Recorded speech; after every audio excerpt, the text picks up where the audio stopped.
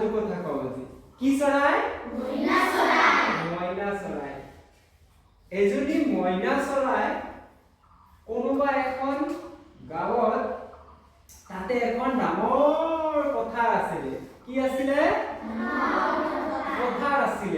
সেই পথাৰখনত এই মাঘ বিহুৰ আগে আগে কি কৰা হয় মনত আছে নে কোনোবাই ক'ব পাৰিবনে মেজি বনোৱা হয় না গল নহয় কিছুদিন আগতে মাঘ বিহুৰ আগতে নাম কি ভোগালী বিহু এই ভোগালী বিহুৰ আগে আগে খেতিবিলাক কি হয় খেতি পথাৰত ধানবিলাক পকি যায় না আৰু গৃহস্থই যায় কি কৰিব সেই ধানবিলাক কাটি ঘৰত আনিব না